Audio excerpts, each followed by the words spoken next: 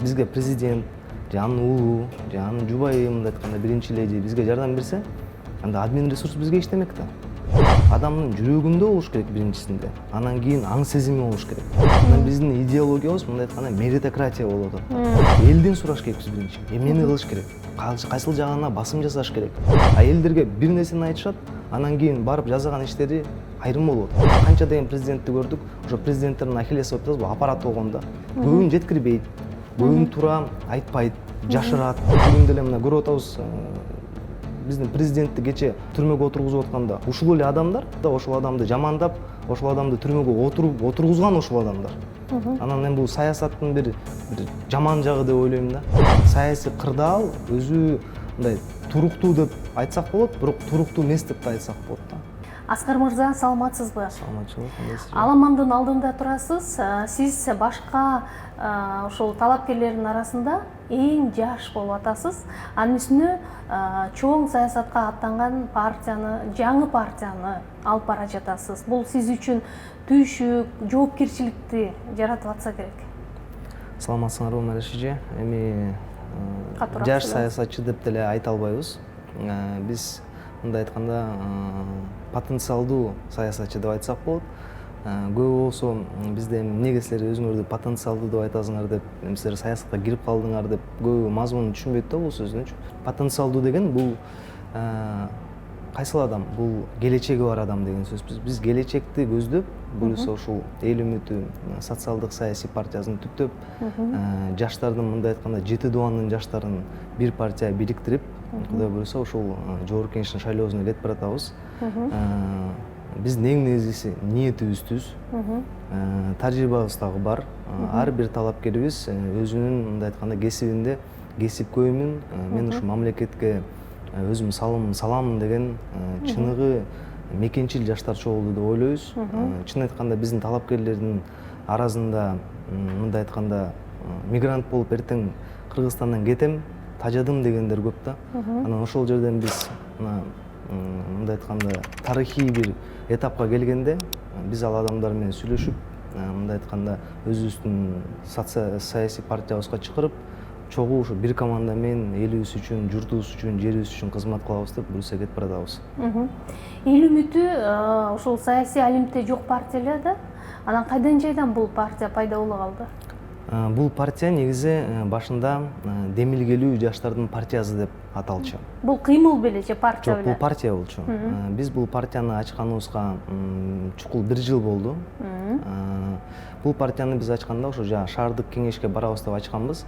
Бирок ошондо азыр айтып кетсем, бул 20-жылдын августунда биз заявка бергенбиз.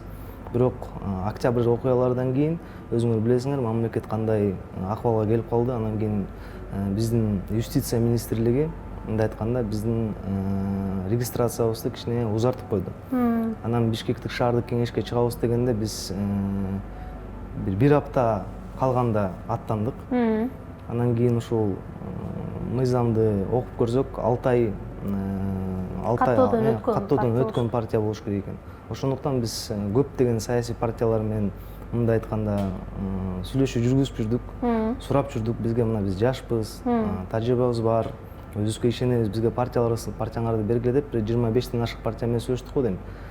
Анан саясатта Кыргызстанда ушундай экен, мен баламды астыга коесуңар, мен 5 адам коем, анан кийин акча канча бересиңер деп, анан аягында ошо биздин эл партиянын учредительдери менен сүйлөшүп, ошолор болсо бизге мындай эле беришкен. Ошол партия менен аттанып утушка жетишкенбиз. Бирок мындай айтканда эми ачык эле сөз, бул саясий интригалар үчүн, анан шайлоо бузуу үчүн башка биздин мындай айтканда атаандаштар ошол убакытта бир кандай бир интригалар болуп, саясий интрига деп деле айта алам муну, жокко чыгарылып кетти шайлоо. Бул шаардык кеңештин шайлоосунда. Анан экинчи шайлоого биз барган жокпуз, анткени биз саясий интригаларга, кандай бир оюндарга катышкыбыз келген жок. Ошолордун жанында мындай бир ролду ойноп калгандай өзүбүзгө ушундай бир ат чамынгыбыз келген жок. Ошондуктан барбайбыз деп команда менен чечим алганбыз. Анан жогорку кеңештин шайлоосу астыга келгенде ал да командный мындай айтканда чечим болду. Анан кийин ушу бүт Кыргызстандын жаштарына жарыялаганбыз. Биз команда чогултуп атабыз деп. Интернет аркылуу, соц тармак аркылуу ар бир кандидат менен мындай айтканда сүйлөшүү жүргүзүп, бүгүнкү күндө 54 кандидатыбыз менен буюрса шайлоого кетип баратабыз. Айтыңызчы, албетте биздин эл саясий партиясы аркылуу сиз анан дагы бир топ жаштар барат деле да. Биздин эл деп мындай шаардыктар тарабынан бул жаштар экен, жаңы генерация, жаңы жүздөр деп жакшы кабыл алынгандыгы белгилүү. Эмне үчүн ошол эле биздин эл деген партияны кайрадан ошол партиянын алкагында, ошол партиянын байрагы менен барбай, анан эл үмүтүн алып чыктыңыздар да? Сурайын дегеним, коомчулукта эл үмүтү партиясынын аркасында президент С.Жапаровдун уулу турат экен, каржылоо тарабынан дагы бийлик жардам берип жатыптыр деген сөздөр айтылып жатат. Бул саясатчылар менен жолугушууларда деле көп кайталанууда. Анан мүмкүн сиз анын аягына чекит коерсуз. Бул биринчи сурооңузга жооп берип кетейин. Эмнеге биздин эл партиябыз менен кайтадан шайлоого аттанган жоксуз жогорку кеңешке? Биз биздин эл партиянын учредительдери менен Расулов Майрамбек деген байкебиз, ошол төрагасы болот. Ошо менен келишим түзгөндө, биз шаардык кеңешке гана барабыз деп. Анан кийин шаардык кеңеш бүткөндөн кийин биз өзүбүздүн болсо мындай айтканда сөзүбүзгө туруп, кайта документин бергенбиз. Ал кишиде өзүнүн саясий амбициялары бар болчу. Ал да жогорку кеңешке аттанабыз деп, анан кийин жогорку кеңешке аттанса, эми бул силердин бул жолуңар бар, биздин өзүбүздүн жолубуз бар деп, жакшы мындай айтканда ал байкебизге ыраазычылыгыбызды билдирип, чапан кийгизип, жакшы эле мындай айтканда ортодо ажырадык деп ойлойбуз. Мамилебиз бар, мамилебиз түз. Анан кийин өзүбүздүн партиябыз бар. Өзүбүздүн партиябыз менен чыгып атабыз. Бул партиянын учредители төрагасы менмин. Андан тышкары биздин команданын адамдары. Анан экинчи суроого жооп кетсек, эми бул жерде жөнөкөй эле нерсе да. Бизге президент, же анын уулу, же анын жубайы мындай айтканда биринчи леди бизге жардам берсе, анда админ ресурс бизге иштемек да. Туурабы? Админ ресурс бизге иштемек. Же бир каржылоо тараптан мындай чоң деген бир суммалар болмок. Бүгүнкү күндө силер көргөндө биз өзүбүз жаштар чогулуп, партиянын каржылоосунда ар бир талапкер өзүнүн салымын кошуп атат. Биз башка партияларга окшоп биринчи местага мынча акча, же тигинчи акча, же канчанчы мындай бир проходной бир билеттин бир суммасын айткан эмеспиз. Муну ар бир биздин талапкер. Азыр эми биринчи, экинчи орундагы талапкер деген мааниси жок болуп калбадыбы? Жок, анысы да жок. Бирок эми мен ушул жерден сиздин баракчаңыз аркылуу кайрылып кетмекмин. Чын айтканда, мындай айтканда, мамлекеттик массалык маалымат агенттиктери, кандай бир журналисттер же ушу өзү мамлекеттин мындай машинасы муну элге жеткизе алган жок бүгүнкү күнгө чейин. Элге жеткизе алган жок. Мына мен ошону өзүбүздүн мындай айтканда үлгү бололу деп мен өзүм 54 номер менен кетип баратам. Эң аякында. Бул эмнеге кылынган? Анткени болсо ошону элге биз дайым кече мурда мен өз соц тармакта болсо бүт списокты чыгардым белем. Элдер биринчи эле эки баракчаны карап туруп эле сен каяктасың, сен жоксуң го деп ушундай суроолорду аягына чейин эч ким карабайт экен. Анткени элдин баарын ан сезиме берип калган. Элде ушундай эме болуп калганда, тенденция ушундай жүрүп калганда. Тенденция ушундай жүрүп калган, сен эмнеге жоксуң деп. Анан мен көрсөтүп атам. Мен 54 номер болуп кетип атам. Айланаңдар, мына азыр силерде эки бюллетень болот. Биринчисинде бул округуңардын одномандатнигине бир галочка коесуңар.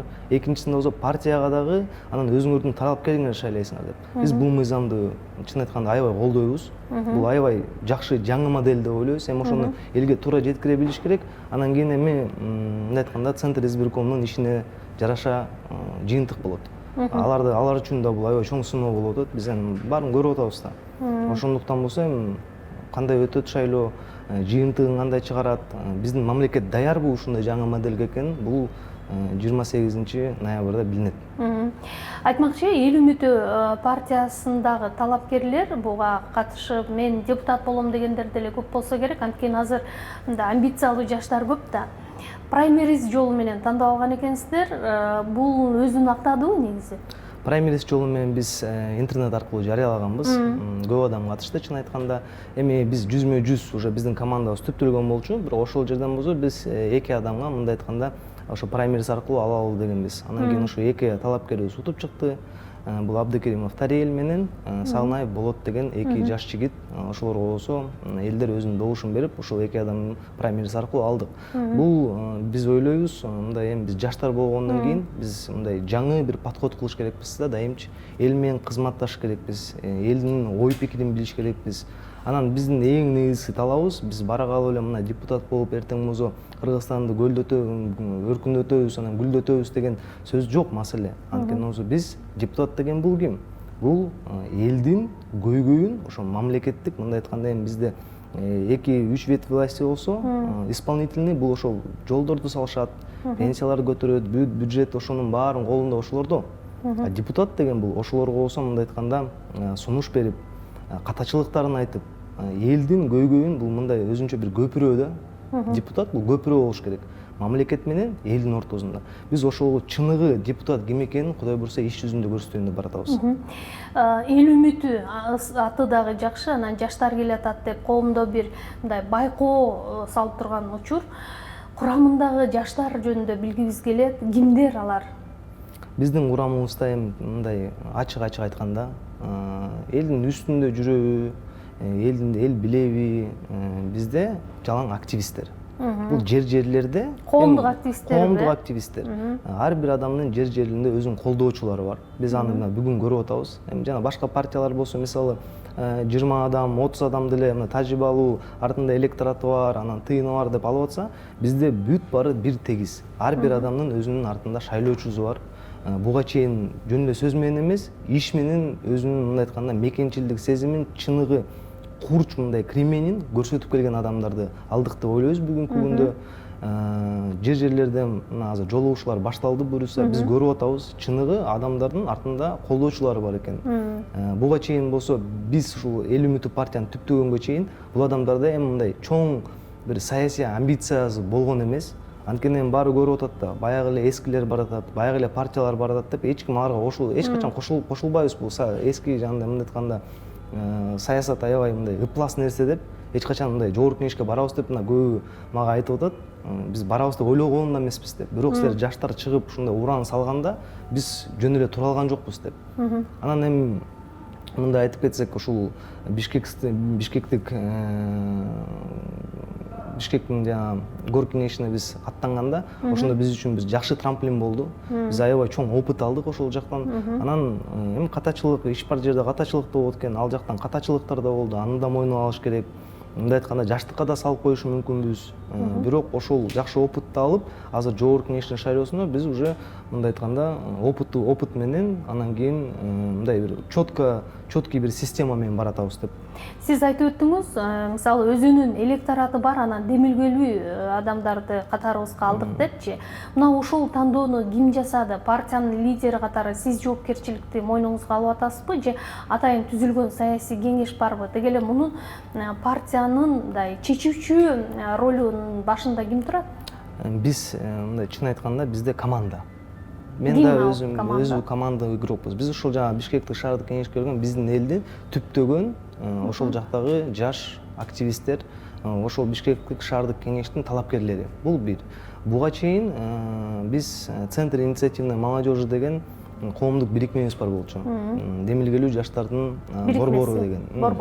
Ошол борбордун түптөгөн биз эми бири-бирибизге мен айта албайм, бүгүнкү күндө булар менин досторум деп, булар менин бир туугандарым болуп калды. Биз чын айтканда ысыгындагы, мустагында көрдүк. Ал адамдар мен үчүн булар мындай айтканда баатырлар. Кандай деген мына 20-жыл өтө оор болду. Биздин мамлекетке гана эмес, өзгөчө дүйнөгө. Ошол жерден ушул жаш улан кыздарыбыз мен өз көзүм менен көргөнмүн. Ушунча жолу өзүнүн мындай айтканда жашоосун өзүнүн болсо мындай тобокелге салып, башка ушу жанындагы бир бооруна тааныбаган эле адамдарына өзүнүн жанын салып, ошолорду куткарып калалы деп булар иш жүзү менен көрсөткөн. Булар өзүнүн мамлекети үчүн, эли үчүн жанын берерге даяр адамдар. Ошол адамдар менен биз дайым мындай айтканда совещанияны күндө өтөбүз. Дайым бири-бирибиз менен ой пикир алмашабыз, анан жыйынтык чыгарып, бизде командный игра. Сиз бир эмес, эгер жаңылбасам, 2 жогорку билим алган экенсиз. Партиянын курамына киргендер көбү коомдук активисттер, өзүн көрсөткөндөр деп жатасыз да. Аларда билим, тажрыйба жетишерликпи? Анткени парламент бул мыйзам чыгаруу бийлиги, парламентте профессионалдар, өтө жогорку деңгээлдеги билимдүүлөр келиш керек да. Мисалы, эгер андай болбосо, азыркы 6-чакырылыштын деңгээлинде болсо, анда коом чарчады го андан.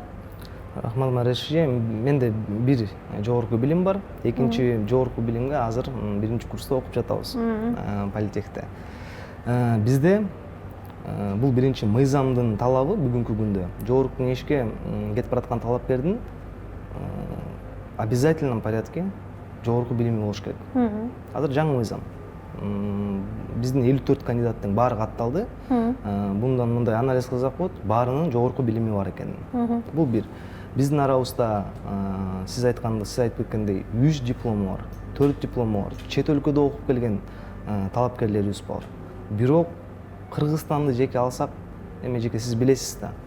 Бул диплом деген жөнөкөй эле кагаз болуп калганда азыркы убакыттачы. Мына мен деле студент болгонмун. Мына азыр менин инилерим, карындаштарым окуп атат. Бул жөнөкөй эле кагаз болуп калганда адамдын жүрөгүндө болуш керек биринчисинде. Анан кийин аң сезими болуш керек. Ошол биз үчүн тажрыйба деп ойлойбуз да. Анан биздин идеологиябыз мындай айтканда меритократия болуп атат да. Биз жаңы модель алып келели деп атабыз. Бизди Кыргызстанга биз баарын көрдүк. Социальный демократияны көрдүк. Диктатураны көрдүк. Бүт баарын көрүп чыктык. Оңдор да келди, солдор да келди, ортомчулар да келди. Эч ким бизди бир кандай бир салым кошкон жок биздин мамлекет үчүн. Бул меритократия деген эмне? Бул адамдын кандай бир мындай кагазынан эмес, кандай бир мындай сүйлөгөн сөзүнөн эмес, өзүнүн тажрыйбасына, чыныгы сезими менен, мындай нестандартный мышление менен ошол адамдарды алып келиш керек деп ойлойбуз да. Бул нерсени мындай айтканда Малайзияда мисалы меритократия, ал жакта болсо жана мамлекет жаңы түзүлүп атканда мына бир мындай айтканда 100 жылдын ар жак бер жагында бул аябай кедей мамлекет болчу. Бирок бир жакшы мындай башкармалыгы келип, мамлекеттин үстүнө ушундай меритократияны көздөгөн адамдар келип, булар болсо ошо тажрыйбасына эле карап мамлекеттик жумуштарга кое берген. Бүгүнкү күндө биз көрүп атабыз, бул аябай өнүккөн, мындай айтканда экономика жагынан болсо күчтүү мамлекеттер болуп турат. Бизге да ушул модель туура келет деп ойлойбуз. Айтыңызчы, албетте бул жагдай жакшы, бирок сиз өзүңүз билгендей эле партиянын тизмесинде 54-чү орунда элепсиз. Анан мисалы коомчулуктагы бир буга чейинки болуп келген тенденцияны эске алсак, сиздин фамилияны байкабай калып, мүмкүн парламентке келе албай калсаңыз кандай кыласыз? Бул үчүн сиздин ичиңиз күйүп, эмне кыласыз дейм да, дегеним, же болбосо бул партиянын сиз ишенген жигиттерге эле тапшырасызбы? Бизде башынан баштап мына ушул жаңы модельди биз колдоп келе жатабыз деп атабыз. Эч кимде бүгүнкү күндө мына мен депутат боломун деген кепилдик жок эч кимде. Ооба. Эч кимде кепилдик жок.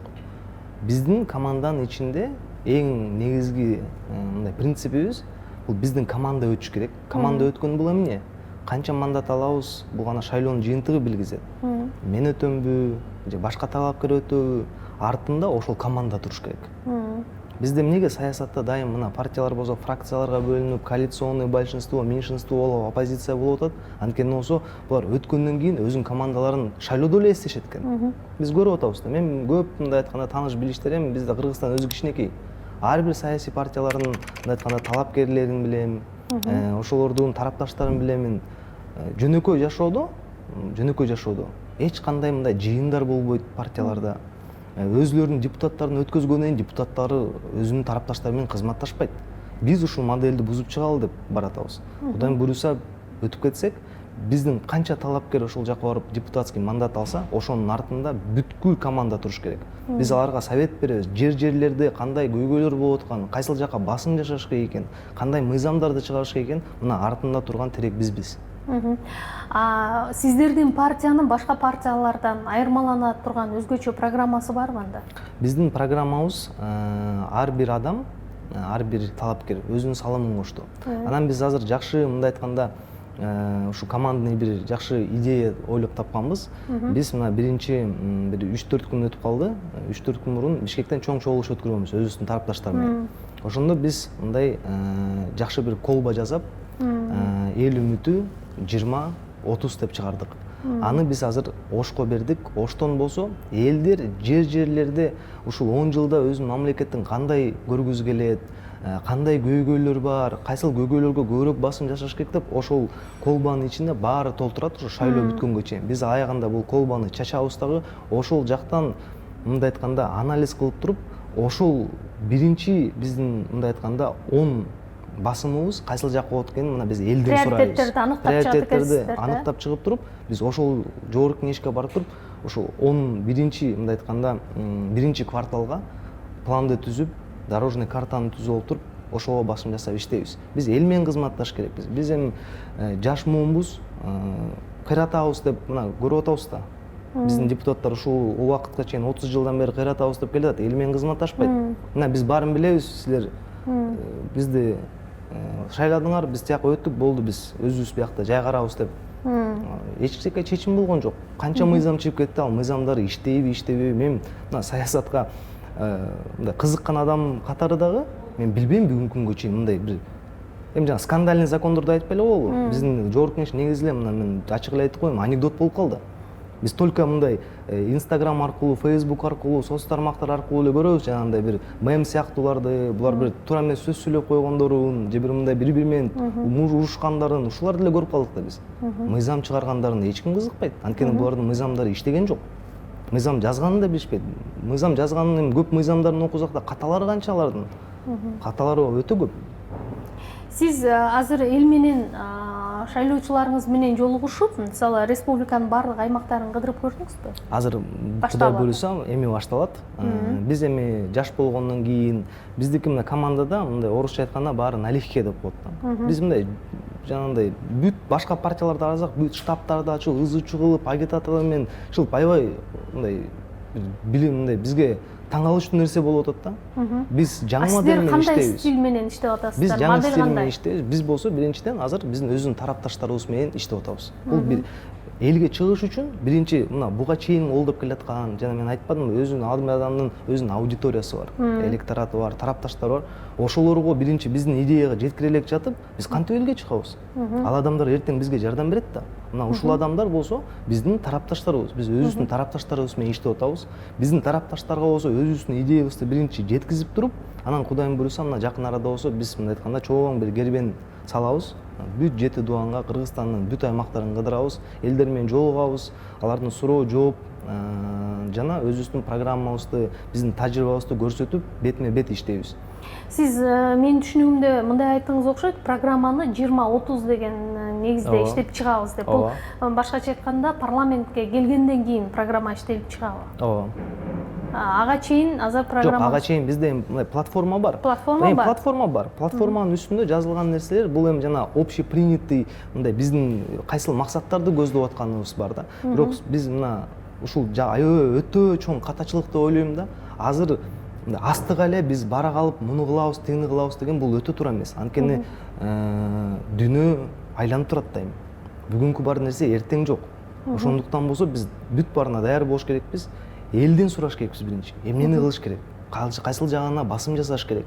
А биз азыр мисалы өзүбүздүн программабызды мындай жазып алып, мисалы мына бул жерден бул тармакта буну кылабыз, бул тармакта тигини кылабыз деп тигил жакка баргандан кийин ал үчүн жооп бериш керекпиз да.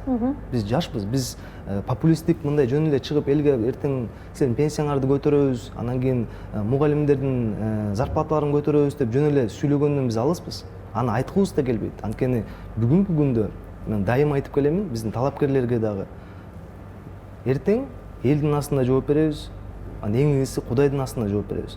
Ошон үчүн болсо бул айтылган сөз атылган ок деп коет кыргыздарда. Ошон үчүн аябай мындай айтканда аккуратный болуш керек бул жерден. Аккуратный болуп, биз чыныгы мына эл үчүн иштейбиз деп баратабыз, эл менен мындай айтканда көпүрө түзөбүз деп баратабыз. Биз ушуга басым жасап, анан кийин баргандан кийин Кудай буйруса биз элдин көйгөйүн жана өзүбүздүн анализди чыгарып туруп, ошол жака басым жасап, мыйзамдарды чыгарабыз. Өзүбүздүн сунуштарыбызды айтабыз. Мындай айтканда азыр кабинет министров деп айтылып калды. Кабинет министровго ошо бүт өзүбүздүн сунуштарыбызды ошолорду иштетебиз деген ой менен баратабыз. 1-2-3 ушул өлкөнүн мындай бир экономикалык же саясий багытын аныктай турган негиздеги суроолорду бергим келип атат. Мына министрлер кабинетинин төрагасы Жапаров мырза 1-2 жылда 400 миллионго бюджетти көтөрөм деп атат да. Муну ар кандай коомчулук кабыл алып атат? Мисалы, сиздердин ушу Эл Үмүтү партиясы буга ишенеби? Ишенич өтө оор, өтө оор. Анткени бул кабинет министров анан председатель кабинет министров бул жаңы келди. Мындай айтканда, эми буга чейин иштери эми государственный деятельдер да булардын баары тең. Канча жылдан бери саясатта жүрүшөт. Анан кийин буга чейин деле буларда мүмкүнчүлүк болгон ушунун баарын кылышка. Бирок кылышкан эмес. Анан кийин биз жанагындай уже сөздөн тажадык, чын айтканда. Колунан келишсе, биз дайым даярбыз. Жакшы бир мындай демилгелерди колдогонго. Жардам сурасын. Элден жардам сурагандан коркуп калышыптыр булардын баары тең. Чын эжеке. Коркуп калышыптыр. Элден жардам сураш керек, элге туура маалымат жеткизиш керек.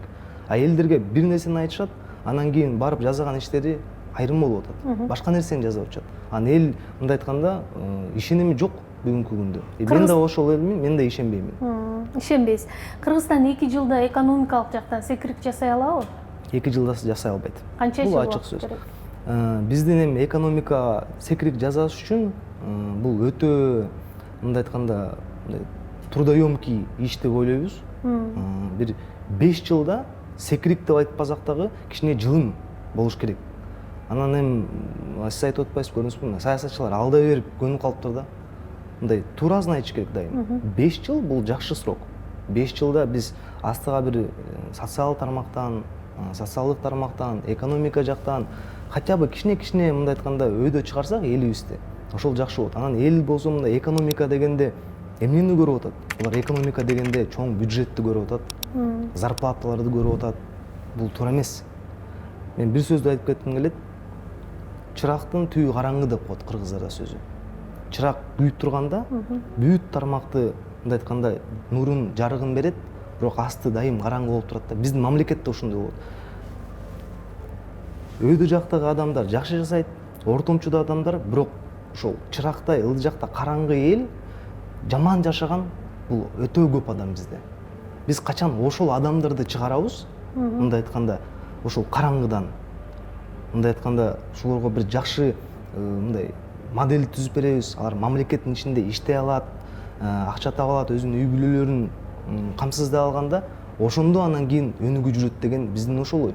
Биз эң негизгиси ошо социалдык жакка тармакка аябай көп басым жасайбыз деп баратабыз да. Биздики мына ушул конуштар, социально незащищенные слои, биз ошол жака ошолорду качан чыгарабыз биз ошол караңгыдан, ошондо мамлекетте өнүгүш жүрөт. Бийликтин азыркы жасап аткан иш аракетине кандай баа бересиз? 1 жыл убакыт өттү. Эмне өзгөрдү? Эми өзгөрүштөр көп, чын айтканда. Бир жагынан, бир жакшы жагын айтсам, жөн эле турган жокпуз. Ызы чуу болуп атат ооба. Ызы чуу болуп. Саясий жагын айтпай эле коеюн, саясат жагы болсо ал бизде дайым ызы чуу болуп келген. Бирок кандай бир мындай иш аракеттер болуп атат. Мисалы? Мындай айтсак, эми бүгүнкү күндө мына кабинет министров келди. Буга чейин кабинет министров жаңы конституция кабыл алынды. Мына жаңы шайлоо моделин түзүп беришти. Бул уже биз үчүн бул чоң мындай жакшы жагына баратканы билинет, бирок бийликтин иш аракети мына эл үчүн, анан бул бийлик жакшы дегенден мен алысмын. Анткени бияктан трезво биз ушул баарын дайым бирөөнү мактап же жамандап көмүп калганбыз да. Жакшы жагы дагы бар, жаман жактары дагы бар. Ошон үчүн биз мындай дайым трезвый анализ кылып жүрүш керекпиз да. Анан бирөөнү таза эле башы менен сайып колдоп, же наоборот муну болсо жамандап эле бул болбойт да мындай. С.Жапаров президент катары өзүн көрсөтүп келе жатабы? Бүгүнкү күндө ооба. Бүгүнкү күндө ооба. Өзүнүн кайсы кадамдары, мисалы ал реформа жасай ала турган адам экенин, президент бул реформа жасай турган президент экенин көрсөтө алдыбы? Өзүнүн мындай айтканда тажрыйбасы бар деп ойлоймун мен. Ал чыныгы эми адамдын биринчи тарыхын карап көрсөк, көп нерсени көргөн. Көп нерсени көргөн. Эми аны айтпай эле коеюн, элдин баары билет. Анан колунда бүгүн айтканда тарыхый бир чоң күч болуп турат. Анан ошо жардамчылары болуш керек да, жакшычы. Эми бир адам, мамлекет деген бул аябай чоң мындай иш да, мамлекеттик иш. Башчы болуш бул аябай чоң мындай айтканда бир чоң бир курал да. Анан кийин ошо болсо, мындай айтканда жакшы жардамчылар болуш керек. Бирок мен бүгүн ачык эле айта аламын, жардамчылары жакшы деп айта албайм. Жардамчылар жакшы деп айта албайм. Өзүнүн мына жардамчылары бул өзүнүн жардамчыларыбы же болбосо сиз багы министрлер кабинет жөнүндө же аппарат жөнүндө айтып атасыз? Ошо аппарат жагынан. Аппарат жагы болсо бүгүн чын айтканда начар. Эми эл менен катташкан жагынан айтсам болот, бул жакшы. Чет мамлекеттер менен мамиле түзүшүнүн да мындай жакшы жактарын көрүп атабыз. бирок мындай иш-чара, мамлекеттик иш-чаранын ичинде мен ушу ойлоймун, бүт президенттердин ушул мындай айтканда ахиллесова пята деп коет го, бул ушу аппараты болгон да. Канча деген президентти көрдүк, ошо президенттердин ахиллесова пятасы бул аппарат болгон да. Көбүн жеткирбейт, көбүн туура айтпайт, жашырат. Анан кийин мына ачык айтканда шеф баары жакшы, бул жагы жакшы, тиягы жакшы деп эле анан кийин ал адам болсо күндө элге чыгып, күндө эл менен жүрө албайт экен да. Анан кийин мындай айтканда документтерди карайт да. Документтерди ким жазат? Документтерди ошо сунуштаган аппарат болот да. Ошо туура маалымат жеткизсе, туура документтерди, туура указдарды сунуштап, ошонун баарын прорабатывать этип чыкса, ошондой бир жакшы жылыш болот деп ойлоймун да. Анан эми биздин бүгүнкү президент жөнүндө айтып кетсек, бир жакшы жагын айтайын. Бул мындай политическая хитрость деген бар экен да, чын айткандачы. Эми кандай бир эле мындай кичинекей эле бир маселени айтып коеюн. Мисалы, башында бул адам бийликке келгенде, мисалы, кумтор боюнча деле, кумторго, мисалы, кумтордо алтын деле жок калды, биз аларга тийишпейбиз, иштей берсин деп айткан. Канадисттер болсо уку расслабились. Биз да муну терс көргөнбүз. Анткени кандайча аякта алтын бар, биз менчиктеш керекпиз деп, бул дайым колдоп келебиз. Кыргыз элинин байлыгы бул. Биз өзүбүзгө колубузга алыш керекпиз депчи. Анан кийин болсо канадисттер мына они расслабились. Анан кийин бизге тийишпейт экен дедин, анан кийин бияктан болсо резко башка кыймыл аракет болду, алды, элге өткөрдү. Бүгүн Кыргызстандыкы. Бунун мындай политическая хитрость, очень грамотный ход, я считаю. Аскар мырза, анан айтыңызчы, жакшы кызык ой айттыңыз. Азыр эл үмүтү партиясы бийлик үчүн демек лоялдуу партиялар деп эсептесек болобу да? Лоялдуу деп эсептегенге билбейм, алыспыз деп дагы бир жолу айтып кетейин. Анткени болсо биз кемчиликтерин да айтабыз, жакшы жактарын да айтабыз. Биз бийликке жардам. Бирок сиздер бийлик оппозиция эмессиздер да? Жок, биз оппозиция да эмеспиз, позиция да эмеспиз. Анткени болсо эми бүгүнкү күндө биз оппозиция ким экен, позиция ким экен көрүп атпайлыбы? Оппозиция деген бул саясий атаандаш болуп атат. Саясий атаандаш болуп атат. Бийликти жамандайт.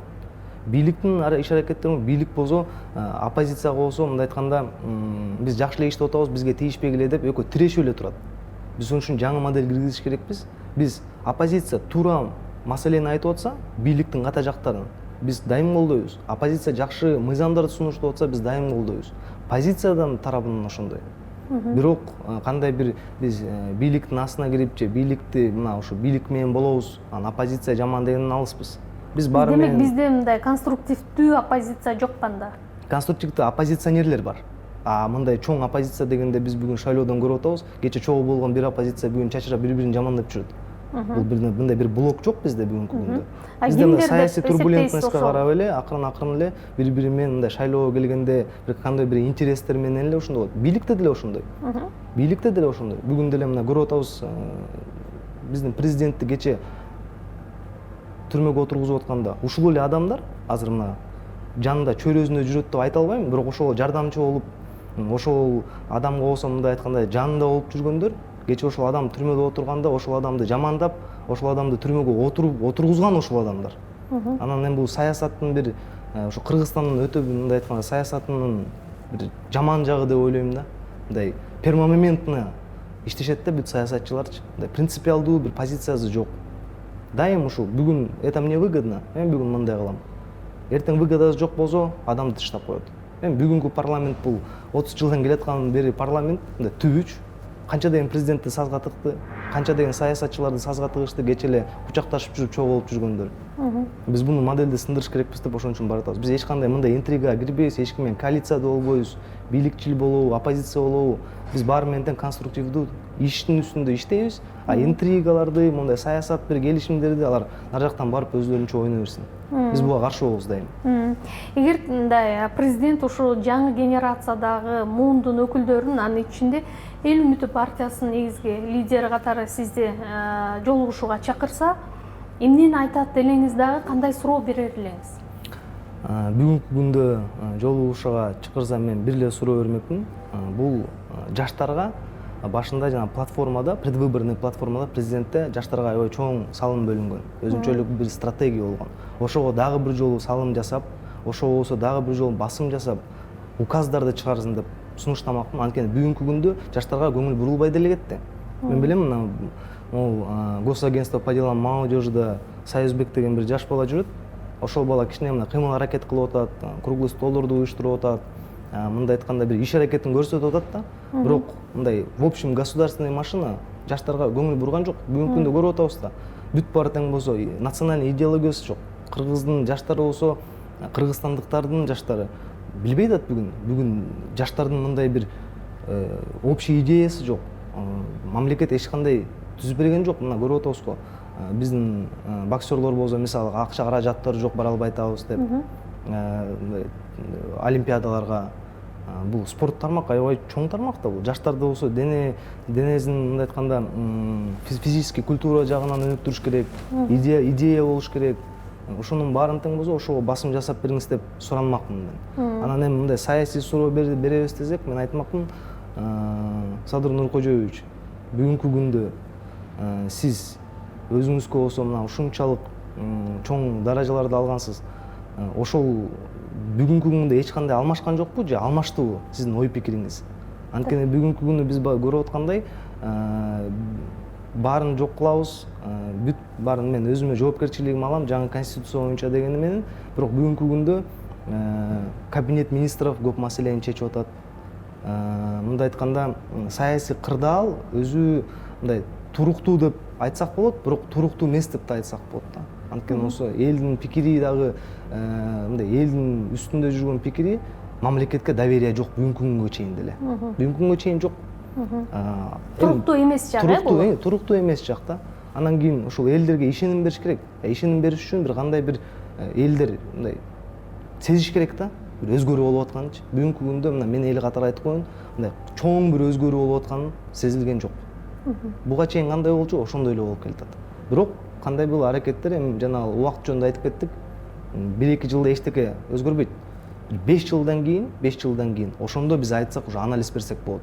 Бүгүнкү президенттин дагы, бийликтин дагы, кабинет министровдун дагы, мындай айтканда парламенттин дагы мындай кандай иштеди экенин. Анан биз аяка барганда Кудай буйруса өзүбүздүн ушу тармагыбыз менен, эл менен иштешип, өзүбүздүн салымыбызды кошобуз мамлекетке.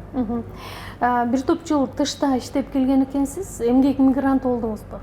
Ооба. Мигрант болуп жүргөндө каражат топтогонго мүмкүнчүлүк болот беле? Болот.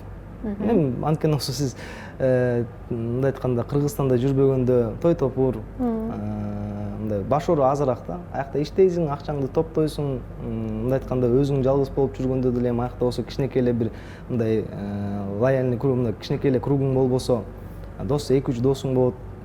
Болду, анан кийин ошо өзүңдүн коллегаларың болот, жумушта иштегендер. Болду, ошо үй жумуш. Эми бирок азыр Кыргызстанга биротоло көчүп келдиңиз да, э? Ооба, биротоло келгем. Мен 6 жыл жүрдүм. Эмнени сезет экенсиз мекениңизден тышта жүргөндө? Ошол мындай айтканда мекенчилдик сезим, мен ошол жакта мигрант болгондо ойгондо. Буга чейин эми баарыбыз эле төрөлгөндөн баштап эле мекенчил мындай айтканда патриоттук сезимдер менен жүрөбүз деп ойлойм. Кыргызстанда жүргөндөр деле, бирок ошо тышка чыкканда өзгөчө болот экен да. Күндө көрөсүң телефон аркылуу Кыргызстанда эмне болуп атат, кандай болуп атат, анан кийин ушундай бир ичиңди ачыйт. Маселеге жүрөк ооруйт, жүрөк ооруйт, эчтеке кыла албайсың, ал жерде отуруп кичинекей эле адамсың, өзүң бияка болсо ата-энеңе жардам берейин деп, өзүңдүн жашооңду камдайм деп иштеп жүрсөң, анан мамлекетте ушундай бир акыйкаттык мындай айтканда жаман курч маселелер, кризистер болуп атканда өзүң салымыңды кошуң келет. Ошол жакта жүргөндө мына бүгүнкү күндөгү биздин эл Үмүтү партия болобу, буга чейин Центр инициативной молодежи болобу, ушунун баарын тең көздөп келгем ошол жерден. Барганда мен мамлекетиме бир салым кошом, жаштарды бириктирем. Сиз билесиз, бүгүн ушундай акыбал болуп калды. Чоң мындай коомдук бирикме эмес, 2 адамдын башын бириктириш оор. Ооба. Анан кийин эң негизгиси бул ачык болуш керек. Ачык, сен ачык адам болсоң, адамдар да сезип турат аны. Ошондуктан биз бүгүнкү күндө ойлойбуз, ушу ачык адамдар менен бирге бириктик деп. Ошол жака. Айтыңызчы, үй бүлө деген чакан мамлекетиңизди түптөп бекемдеп алдыңыз беле? Жок. Бүгүнкү күндө эми мындай айтканда өзүмдүн чоң үй бүлөм бар. Бул ата-энем, өзүмдүн карындаштарым, эним, чоң апам, өзүмдүн үй бүлөм түптөгөнгө буйруса бул ар бир адамдын милдети деп ойлоймун. биз ага буюрса акырындык менен келе атабыз. Анан кийин эми жакын арада буюрса биз дагы өзүбүздүн мындай үй бүлөбүздү, чакан мамлекетибизди курабыз деген мындай айтканда целибиз бар буюрса. Абдан жакшы.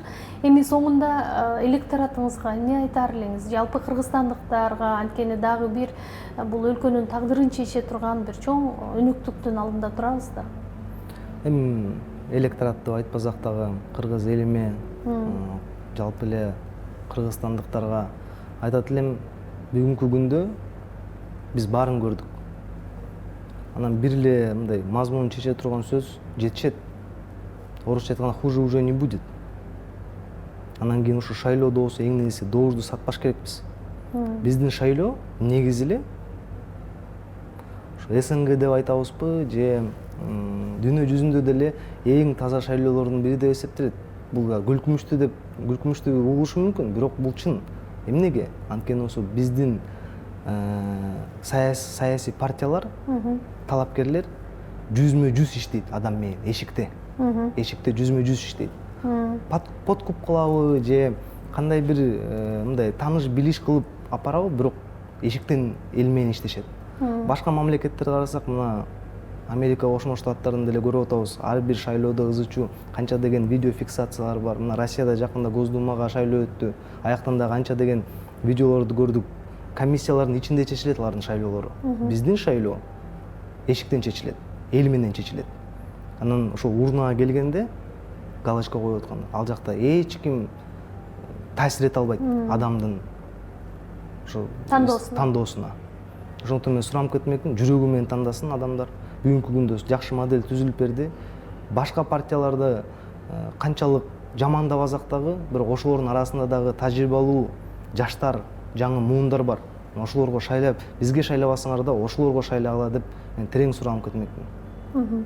Ийгилик каалайбыз. Анда ушул жалаң жаштардын башын бириктирген бул партия сөзсүз Кыргызстандын жаңы тарыхын жасашы керек. Чоң рахмат сиздерге. Рахмат.